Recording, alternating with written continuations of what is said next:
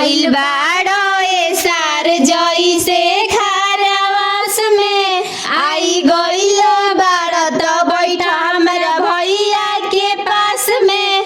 आइल बाड़ो ए सार जइसे खारावास में आई गइले बाड़ो तो बैठ हमरा भैया के पास में। सभे करेला बुराई सार कूलर उलर ना लाई, सभे करेला बुराई सार कूलर उलर ना लाई। केहू कहे लगी सार तोहर जलिया, केहू कहे लगी सार तोहर जलिया। ए सार साटी के टिकुलिया तोहर बहिन गिरावेली बिजुलिया। ए सार साटी के टिकुलिया तोहर बहिन गिरावेली बिजुलिया।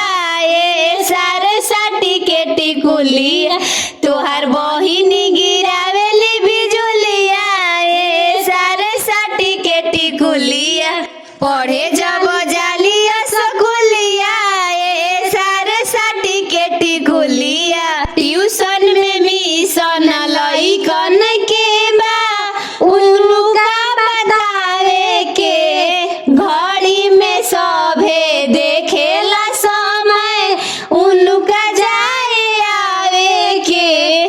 ट्यूशन में मिशन लइकन के बा उनका बतावे के। घड़ी में सभे देखेला समय उनका जाए आवे के। ए सारा ओठ पे लगा के ओठल लिया चलेली हिरनी वाला चलिया। ए सारा ओठ पे लगा के ओठल लिया चलेली हिरनी वाला चलिया। की चीज ना है ए सारा मामूलिया, की चीज ना है ए सारा मामूलिया। माथे साटी के टिकुलिया पढ़े जब जालिया स्कूलिया। ए सार साटी के टिकुलिया पढ़े जब जब स्कूलिया। ए सार साटी के टिकुलिया, ए सार साटी के टिकुलिया तोहर बहिन गिरावेली बिजुलिया। ए सार साटी के टिकुलिया पढ़े जब जाली तोहर दीदिया। ए सार साटी के टिकुलिया पढ़े जब जाली तोहर दीदिया। ए सार साटी के टिकुलिया आइल बाड़ो ए सार जइसे खारावास में आई गइले बाड़ो तो बैठ हमरा भैया के पास में।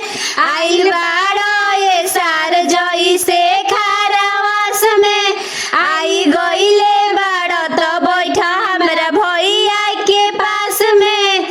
सभे करेला बुराई कोनो उलर ना लाई, सभे करेला बुराई सार कूलर उलर ना लाई। केहू कहेला कि सार तोहर जलिया, एहू कहेला कि सार तोहर जलिया।